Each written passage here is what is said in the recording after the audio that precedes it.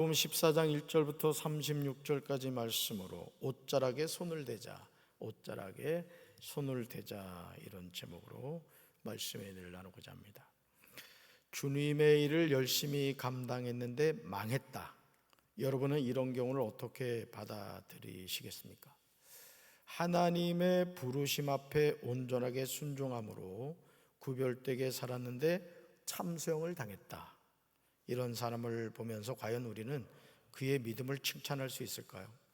오늘 우리는 성경에서 말하는 형통의 개념을 오해할 때가 많습니다. 오늘 세례 요한의 마지막 모습은 이런 잘못된 형통의 개념에 익숙해진 우리에게 경종을 울립니다. 하나님의 능력이 그 속에서 역사한 요한은 참수형을 당했습니다. 세례 요한이 누굽니까? 그는 어머니 엘리사벳의 태중에 있을 때부터 성령 충만했던 아기였습니다. 아버지는 제사장입니다. 그는 태어나서 구별된 삶을 살았습니다. 그리고 결국에는 광야로 나가서 오실 메시아기를 준비하는 광야에 외치는 자의 소리로 살았습니다. 그렇다면 이런 요한의 삶이 어떠해야 하겠습니까?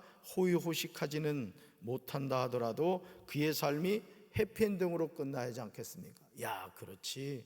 그렇게 구별된 삶을 살고 하나님의 말씀에 순종하며 살았더니 그러면 그렇지. 우리가 이런 기대를 가지고 있죠. 그러나 놀랍게도 그는 헤롯 왕의 헌 때문에 참수형을 당합니다. 우리의 기대와는 전혀 다른 결과였습니다. 인간적인 눈으로 보면 세례 요한의 마지막은 너무너무 비참했습니다. 사랑하는 성도 여러분, 주님의 일을 한다고 인생에 아무 문제가 없는 것이 아닙니다. 오히려 더 큰 고난이 있을 수 있습니다.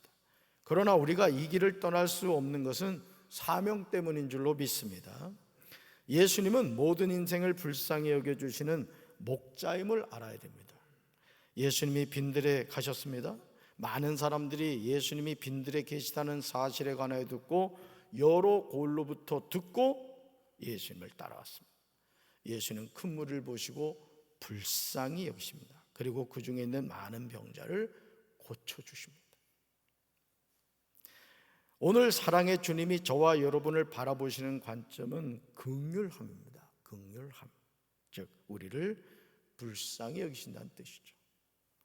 사실 오병이어의 기적에서 예수님은 자신을 대단한 존재로 나타내려는 의도가 전혀 없으셨습니다. 내가 이런 기적을 행해서 내가 얼마나 능력이 있는지 보여주리라, 이런 의도가 아니었다는 것이죠. 예수님이 오병이어의 기적을 행하신 단 한 가지 이유가 있었어요. 그것은 때는 저물어 가는데 먹을 것이 없는 무리를 불쌍히 여기신 거예요. 배고플까 봐. 그 배고픔을 해결해 주기 위해서 오병이어의 기적을 행하셨던 것이죠. 오늘 저와 여러분에게 필요한 것도 이 마음인 줄로 믿습니다. 우리는 나보다 남을 아껴 여기고 그들을 아껴주고 존중하는 마음을 가져야 됩니다. 그렇게 할 때 우리는 천국의 기쁨을 맛보게 될 것입니다. 오병이어의 기적에 도취되지 마시길 바라요. 주님의 관심은 기적이 있지 않습니다. 주님은 항상 한 영혼을 찾으셨고 보셨습니다. 그래서 우리도 한 영혼을 바라보는 눈이 열려야 될 줄로 믿습니다. 예수님은 사역을 마치신 후에 늘 기도의 자리로 나가셨습니다. 이 공식이 바뀌질 않아요. 새벽 미명에 일어나셔서 기도하셨고 사역 후에 밤이 맞도록 기도하셨어요. 그러니까 사역하기 전에 이른 새벽에 기도하시고 사역 마치고 밤이 맞도록 기도하셨다는 거죠. 예수님은 성자 하나님이셨지만 육신을 입으셨습니다. 다시 말해서 예수님도 육체의 피곤함을 느끼셨다는 거죠. 그런데 예수님은 사역을 마치신 후에는 어김없이 기도하려고 따로 산에 올라가십니다. 예수님은 산기도를 즐겨 하신 것 같습니다. 얼마나 피곤하셨겠어요. 그 많은 사람들을 만나서 이야기 듣고 또 복음을 전하고 병든 자를 치료하고 귀신을 쫓아내고 얼마나 피곤하셨겠어요. 날은 저물었고 예수님은 혼자 계시게 되었습니다. 제자들이 담배는 이미 육지에서 술이나 떠나서 있었습니다. 그런데 문제는 바람이 거스름으로 물결로 말미암아 고난을 겪게 되었다는 거예요. 누가? 제자들이. 예수님은 고난을 겪고 있는 제자들을 외면하지 않으셨습니다. 여러분, 오늘도 우리가 분명히 기억해야 될 것은 우리가 기쁠 때나 즐거울 때나 또 괴로울 때나 고통스러울 때나 주님은 우리와 늘 함께 하시는 줄로 믿습니다. 오늘 시간의 개념으로 보면 밤 사경은 새벽 3시에서 6시 사이입니다. 그때 예수님이 호수위를 걸어서 제자들에게 오셨습니다. 제자들은 예수님을 보고 놀라서 유령이라며 무서워합니다. 사랑하는 성도 여러분, 예수님을 따르는 제자이기에 바다에 풍랑이 일어나지 않습니까? 아닙니다. 제자들에게도 풍랑은 피해가지 않는다는 거예요. 여러분, 밤새 비가 내렸단 말이에요. 그러면 예수님 믿는 사람 집에는 비가 안 내리고 예수님 안 믿는 사람 지붕에만 비가 쏟아집니까? 그렇지 않죠. 비는 다 똑같이 내리는 거예요. 그러나 우리가 기억할 것은 그 순간도 예수님은 여전히 그 제자들과 함께 하셨다는 것이죠. 이제 우리는 결단해야 됩니다. 한번 읽어볼까요? 풍랑을 바라볼 것인가, 아니면 풍랑을 다스리시는 예수님을 바라볼 것인가. 아멘. 항상 이게 중요해요. 풍랑일 때 풍랑을 바라볼 것인가, 아니면 풍랑을 다스리시는 예수님을 바라볼 것인가. 우리는 풍랑이 아닌 예수님을 바라보며 믿음으로 살아야 될 줄로 믿습니다. 우리가 의심할 때 믿음이 작은 자가 됨을 기억해야 됩니다. 오늘도 판도라의 상자는 우리를 미혹하죠. 이 세상에서 사람이 제일 견디기 어려운 것이 궁금한 것이라고요. 궁금한 것. 다른 것은 참아도 궁금한 것은 참을 수 없습니다. 예수님이 풍랑이 일고 있는 바다 위로 걸어서 오시자 제자들은 예수님을 뭐라 보았다고요? 유령이라고 보았습니다. 이때 예수님은 제자들에게 말씀하십니다. 뭐라고요? 안심하라, 나니 두려워하지 말라. 따라합시다. 안심하라, 나니 두려워하지 말라. 어떤 두려움 가운데서도 이 예수님의 말씀을 기억하시기 바라요. 안심하라, 나니 두려워하지 말라. 오늘도 인생의 바다에서 큰 풍랑을 만난 인생들을 향하여 주님이 말씀하세요. 한번 자기 이름을 넣어서 제가 재진이기 때문에 아라고 했고, 또 다른 경우는 야가 되겠죠. 한번 자기 이름을 넣어서 해볼까요? 재진아, 나니 두려워하지 말라. 한 번 더요. 재진아, 나니 두려워하지 말라. 아멘. 우리 마음에 의심이 생길 때 저와 여러분을 일으켜 세워주시는 분은 오직 예수님이세요. 그러니까 여러분, 오늘 우리도 이 세상을 살아가면서 때로는 힘들고 어려울 때가 있잖아요. 그렇죠? 여러분, 부모라는 그 직함을 사표를 낼 수 있다 그러면 사표 내고 싶을 때 많죠. 아, 나 이제 아버지 못하겠어. 누가 사표 받아주면은 사표 내고 싶을 때 있잖아요. 어머니 사표 내고 싶을 때가 없어요? 네. 나 이 사표 내고 이제 못해 먹겠어. 막 그러고 싶을 때가 있지 않습니까? 그러나 그럴 때마다 우리를 세워주시고 일으켜주신 분이 누구시다고요? 예수님이시라는 거예요. 그러니까 여러분, 마음이 힘들고 어려울 때 예수님을 찾으셔야 돼요. 아멘이십니까? 그러니까 여러분들이 하나님 앞에 나와 기도할 때 여러분의 일용할 양식 또 필요한 것들을 구하는 것도 중요합니다. 그것도 구하셔야 돼요. 그러나 여러분이 기도 시간에 주님, 그분 자체를 찾는 시간을 좀 가지면 좋겠어요. 주님, 전 주님이 좋아요. 어째 아멘은 안 해. 잠이 들 때까지요. 주님, 저는 주님이 좋아요. 그래서 좀 졸다가 침 잠깐 닦아내고, 주님, 저는 주님이 좋아요. 그러면 주님이 얼마나 좋아하겠어요? 그래요, 안 그래요?